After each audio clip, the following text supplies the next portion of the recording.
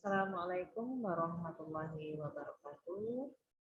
Selamat siang, mahasiswa, mahasiswi, penulis pada mata kuliah sistem operasi ya. Kita materi pada hari ini Ibu akan menjelaskan tentang penjadwalan proses. Minggu kemarin kita sudah membahas tentang proses. Jadi proses itu adalah program yang sedang dieksekusi. Deskripsi penjadwalan proses yaitu suatu mekanisme yang terdapat dalam sistem operasi berkaitan dengan urutan kerja dalam sistem komputer. Nah, jadi urutan kerja itu diperoleh dari user yang mengeksekusi suatu program melalui perangkat device. Nah, misalnya seorang user itu menggunakan perangkat device input ya seperti keyboard atau mouse. Nah, untuk mengeksekusi program, ya, user menggunakan mouse untuk membuka program tersebut sehingga program itu berjalan. Nah, program berjalan itu namanya proses. Nah, karena user bisa menggunakan lebih dari satu program aplikasi yang berjalan, maka diperlukan suatu penjadwalan proses atau disebut juga dengan antrian proses. Jadi proses-proses yang berjalan itu harus mengantri terlebih dahulu untuk bisa dieksekusi satu persatu proses yang dijalankan. Dengan adanya penjadwalan proses, maka proses yang akan dilayani ya itu memakan waktu yang efektif ya. Jadi tidak membuang waktu secara percuma ya dengan adanya penjadwalan proses. Baiklah. Untuk slide berikutnya berkaitan dengan peran penjadwalan proses. Jadi peran penjadwalan proses itu adalah memutuskan proses mana yang akan berjalan, kapan dan berapa lama proses itu berlangsung. Nah, tujuan utamanya itu adalah untuk optimasi kinerja komputer. Jadi proses yang berjalan itu ya akan diproses ya. Nah, dan membutuhkan waktu berapa lama ya untuk proses itu berlangsung. Dengan adanya penjadwalan proses itu tentunya akan tercipta suatu optimasi kinerja komputer. Jadi komputer ini itu tidak hang gitu ya, tidak lag. Jadi dengan adanya penjadwalan proses, jadi bisa lebih teratur untuk proses-proses yang berjalan. Kriteria penjadwalan proses itu pertama adalah keadilan. Nah, jadi proses yang masuk ke dalam penjadwalan harus diperlakukan sama. Jadi masing-masing proses itu akan dilayani ya, dari prosesor. Jadi itu harus kriterianya adalah keadilan. Kemudian efisiensi. Di sini adalah waktu prosesnya ya. Itu perbandingan adalah waktu proses dengan total waktu operasi sistem komputer. Nah, setiap program itu mempunyai waktu proses. Nah, jadi ketika sudah selesai proses satu dan akan masuk ke proses yang kedua. Jadi waktu yang dipergunakan oleh prosesor untuk memproses atau mengeksekusi dari program tersebut itu bisa berjalan efisien. Kemudian respon time. Kriteria penjadwalan proses yaitu respon time ini ya, waktu yang diperlukan oleh prosesor untuk menangkap proses-proses masuk ke dalam penjadwalan. Nah, ketika proses itu masuk, itu namanya respon time. Kemudian ada turnaround time, itu waktu eksekusi dengan waktu menunggu. Nah, jadi waktu ketika dijalankan ya sampai dia loading gitu ya, sampai dia menunggu. Nah, jadi itu namanya adalah turnaround time. Kemudian yang kelima adalah throughput. Throughput ini adalah jumlah proses yang dapat diselesaikan dalam periode waktu tertentu. Nah, jadi ada beberapa proses yang harus dieksekusi, harus diselesaikan dalam jangka waktu tertentu. Kemudian kita akan membahas tentang tipe-tipe penjadwalan. Nah, tipe-tipe penjadwalan ini adalah ada jangka pendek, ya, ada jangka menengah, dan juga ada jangka panjang. Pertama adalah jangka pendek. Nah, jangka pendek ini adalah ketika prosesor ya akan mengeksekusi sebuah program, tentunya dia akan melalui memori utama. Nah, memori utama inilah sebagai penampung proses-proses yang sedang dijalankan. Nah, seperti di gambar berikut adalah gambar memori utama atau RAM. Nah, jadi RAM ini jika memiliki memori yang besar, maka proses itu bisa berjalan dengan baik. Nah, jadi tidak ada program yang lag, ya, yang terhenti ataupun proses loadingnya lama. Gitu. Jadi tergantung dari memori utamanya, khususnya ini di bagian RAM-nya. Kemudian jangka menengah. Nah, di sini jika suatu program atau proses yang dijalankan itu tertunda, karena mungkin kondisi sesuatu hal ya, jadi proses itu dipindah dari main memory atau memori utama ke secondary memory atau memori sekunder. Jadi memori ini seperti RAM, ya, kalau secondary memory seperti hard disk. Ya. Jadi terjadinya penjadwalan yang jangka menengah ini ya karena harus dipindah lagi ya. Jadi membutuhkan waktu yang lumayan lebih panjang gitu ya daripada yang jangka pendek. Kemudian jangka panjang, nah, di sini penambahan proses baru ke dalam kelompok proses yang akan dieksekusi. Proses baru berlokasi di secondary memory. Nah, jadi kalau misalnya ada proses yang akan dieksekusi, jadi ada penambahan, ya, penambahan proses baru lagi, sehingga proses baru ini akan berpindah ke secondary memory atau batch. Nah, kemudian kita akan membahas tentang istilah-istilah dalam penjadwalan proses. Pertama adalah antrian. Nah, ini merupakan sejumlah proses yang akan menunggu untuk menggunakan prosesor dan akan diproses sesuai urutan proses. Jadi ada program atau proses yang sedang berjalan, ya, jadi harus mengantri. Jadi antrian ini akan melayani yang pertama kali tiba, itu yang akan dieksekusi. Ketika sudah selesai, maka akan mengeksekusi proses yang lainnya. Dan tentunya untuk proses menunggu ini ada di bagian main memory, seperti RAM. Kemudian ada istilah dalam penjadwalan yang lain adalah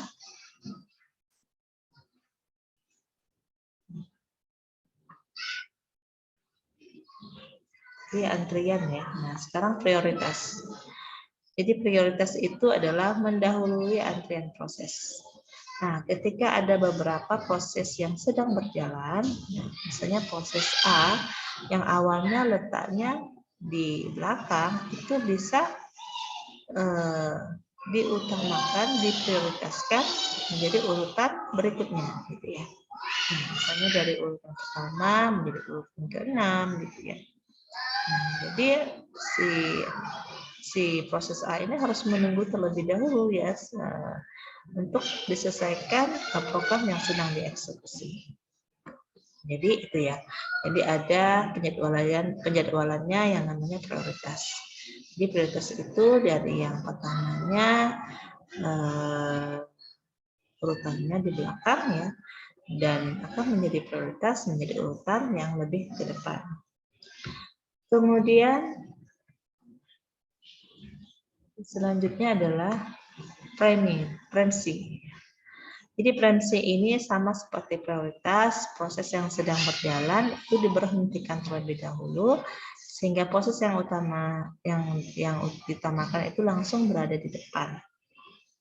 Nah, sama seperti prioritas ya, dia akan mengedepankan proses ya tetapi langsung gitu ya, langsung berada di depan. Nah, jadi akan didahulukan terlebih dahulu. Jadi proses yang mungkin sedang berhenti itu akan diutamakan yang proses yang ingin diutamakan. Misalnya proses A gitu ya, nah awal di belakang, dan adanya penjadwalan untuk premsi ini, maka dia posisinya langsung berada di depan. Nah, baiklah, untuk pembahasan berikutnya yaitu tentang perhitungan kinerja prosesor. Biasanya yang dihitung adalah lamanya proses yang dikerjakan. Pengguna pastinya menginginkan proses bekerja dengan cepat, ya. Nah, jadi ada cara perhitungan kinerja prosesor. Lama proses itu dilambangkan dengan huruf T kecil, artinya adalah lama waktu dalam mengolah proses dalam prosesor. Nah, kemudian ada lama tanggap yang dilambangkan dengan T besar, waktu yang diperlukan oleh sebuah proses sejak mulai hingga selesai dieksekusi oleh prosesor. Nah, jadi ada istilah turnaround time, ada juga response time.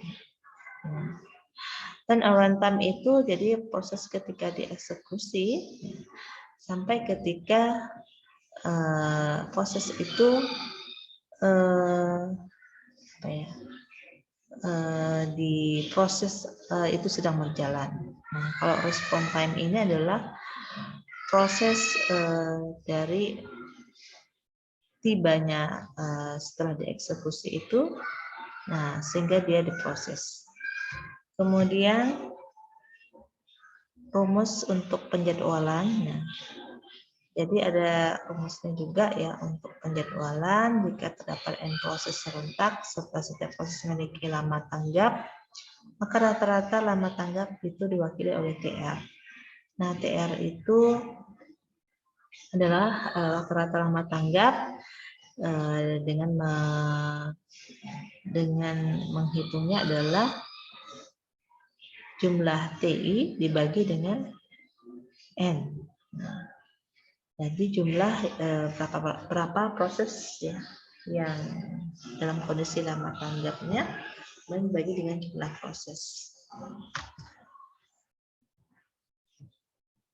Nah, algoritma penjadwalan. Algoritma penjadwalan ini adalah proses terpendek dipertamakan. Jadi ada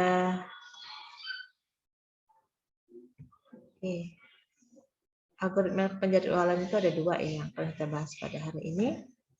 Pertama adalah dalam bahasa Indonesianya adalah pertama dilayani atau PTPD. PTPD ini tanpa prioritas, tanpa premsi. Jadi yang pertama datang kali itulah yang akan dilayani. Proses yang tiba terlebih dahulu itu dilayani lebih dahulu. Proses tiba bersamaan maka akan dilayani sesuai dengan antrian. Oke. Di sini akan dijelaskan untuk penyelesaian algoritma untuk yang PTPD. Pertama tiba, jadi pertama dilayani. Ya, atau dalam bahasa Inggrisnya adalah FIFO. Ya. Nah, misalnya di sini akan Ibu jelaskan mengenai tabel ya, bagaimana penyelesaian algoritma PTPD. Di sini ada 4 proses yaitu A, B, C, D. Dan di sini ada saat tibanya. Nah, jadi ada detik ke-0, detik ke-1, detik ke-3, dan detik ke-7. Dan ada lama proses. Berapa lama proses itu berjalan ya di menit ke-4, ke-7, ke-3, ke-8. Dan saat mulai ya, saat dieksekusi ya. Itu di menit 0, 4, 11, dan 14. Nah, saat rampung ketika proses itu selesai itu menit ke-4, 11, 14, dan 2. Dan lama tanggap nanti akan dijelaskan. Oke, misalnya ada proses A ya. Itu akan berjalan ketika pertama kali ya. Itu yang berjalan adalah proses A. Dan tiba itu pada detik ke-0. Nah, kemudian lama prosesnya itu 4. Ya. Nah, kemudian saat mulai itu adalah di detik ke-0, karena saat tibanya adalah di detik ke-0. Kemudian saat rampung atau selesai itu di detik ke-7. Nah, sehingga lama proses ini yaitu 4 dikurang 0, maka hasilnya 4. Nah, untuk menghitung lama tanggap yaitu saat tiba dan saat rampung, gitu ya. Nah, saat tiba dan saat rampung, maka dihitungnya adalah lama saat rampung dikurang dengan saat tiba, yaitu 4. Nah, kemudian untuk proses yang B ya, karena ini adalah algoritma PTPD yang datang duluan, itu yang akan dilayani. Ketika proses A ini sudah selesai, maka akan berlanjut ke proses B. Nah, proses B itu akan tiba ya di menit ke detik ke-1 ya. Karena detik 0 tadi sudah diwakili oleh proses A ya.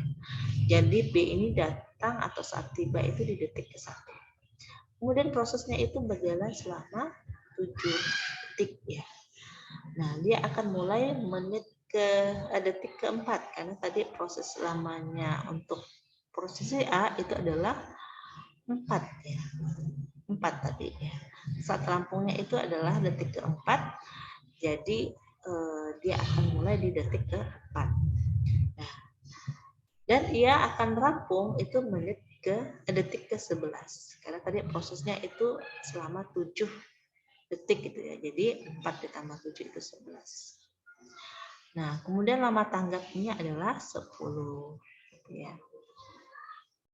Nah, ya, jadi lama tanggap itu adalah saat rampung dikurangi dengan saat tiba. Berarti 10 dikurang 11, 11 kurang 1 itu 10. Nah, begitu berikutnya yang C ya. C ini itu tiba di detik ketiga, kemudian lama prosesnya 3, saat mulai itu ke-11 ya. Ke-11 karena tadi di proses B ini lama tanggapnya itu 10 ya, maka dia akan mulai ke menit ke 11. Nah, saat rampung itu 14 ya, karena mulai dari ketiga dan mulainya ke 11. Jadi 14. Nah, lama tanggap yaitu 11. 11 yaitu 14 dikurang 3 ya. Nah, lama saat rampung itu dikurangi dengan saat tiba. Begitu yang D juga sama ya. Nah, jadi kalau kita jumlahkan, lama tanggapnya ini adalah 40. Dan rata-ratanya itu adalah 10. Oke, lanjut ke algoritma penjadwalan kedua ya, yaitu proses terpendek itu yang dipertamakan. Artinya, jika terdapat beberapa proses dalam antrian, maka dicari proses waktu terpendek dan proses tersebut yang dipertamakan untuk dieksekusi. Jika ada beberapa proses yang sedang mengantri, maka prosesor akan memilih proses yang memiliki waktu terpendek. Algoritma yang digunakan yaitu prioritas namun tanpa prinsip. Nah, jadi dia menggunakan prioritas karena memilih berdasarkan waktu terpendek dari proses tersebut. Proses terpendek belum tiba, maka layani proses yang telah tiba sampai selesai. Nah, kalau misalnya tidak ada proses yang lebih pendek lagi, maka dilayani dulu proses yang telah ada, gitu ya. Oke, untuk algoritma penjadwalan yaitu proses terpendek dipertamakan. Oke, untuk proses terpendek dipertamakan, ya, misalnya di sini ada 4 proses A, B, C, D. Saat tiba detik ke-0, B-nya itu detik ke-3, C-nya itu detik ke-5, D-nya itu detik ke-6. Lama prosesnya itu 5, 7, 2, 4. Nah, oke, itu untuk tabel ya. Nama proses, saat tiba, dan nama prosesnya.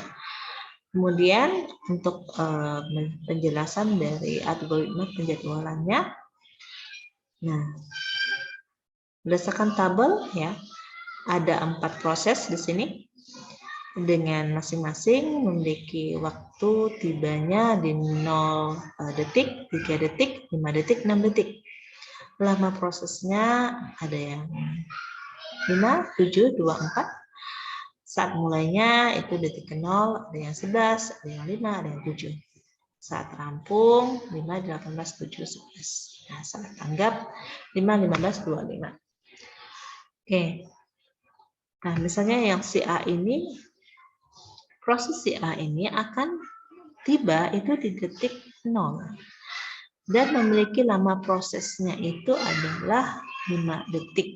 Nah, maka dia akan memulai itu di detik ke 0 karena tibanya di detik ke 0. Nah, saat rampung ya, dia memiliki waktu saat rampung atau selesai itu detik ke 5.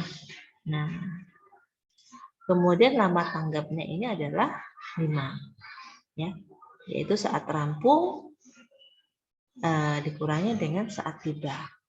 Nah, itu namanya lama tanggapnya, yaitu dengan waktu 5 detik.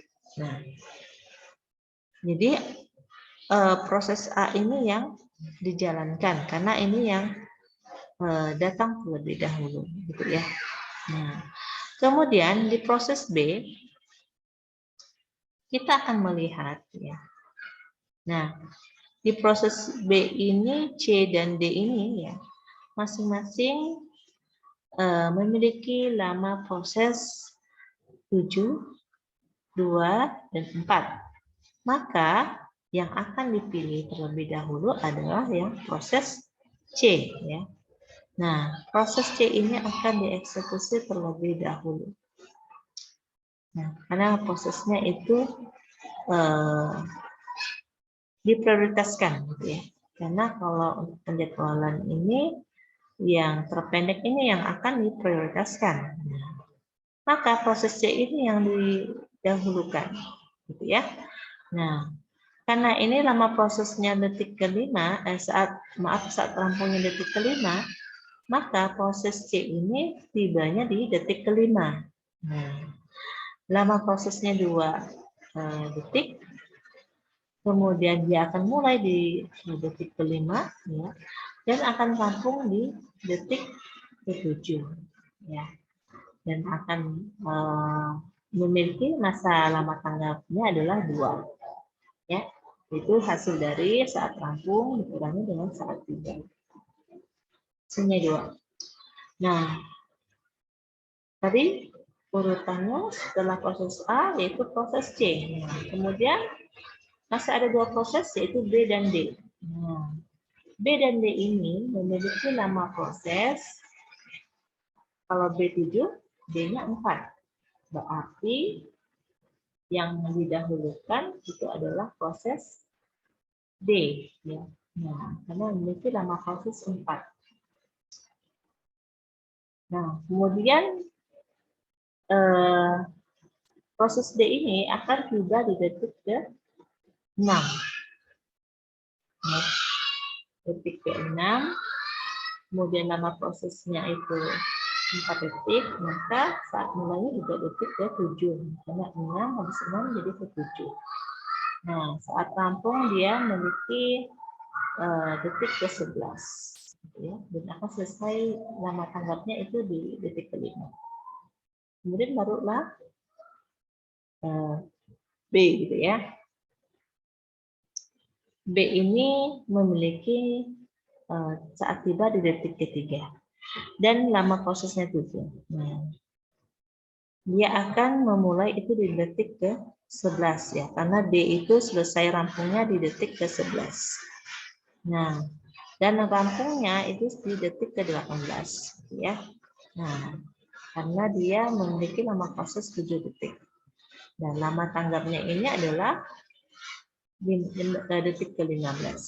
Nah, diperoleh dari saat rampung dikurangi dengan saat tiba.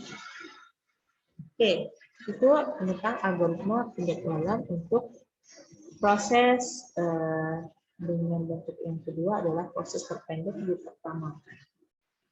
Baiklah, itu saja yang mungkin bisa Ibu sampaikan. Silakan nanti boleh komentar atau chat di grup untuk materi pada hari ini. Jika memang ada yang mau ditanyakan,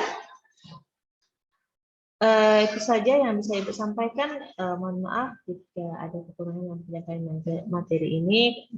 Mudah-mudahan bisa memberikan manfaat. Ibu akhiri dengan Assalamualaikum warahmatullahi wabarakatuh.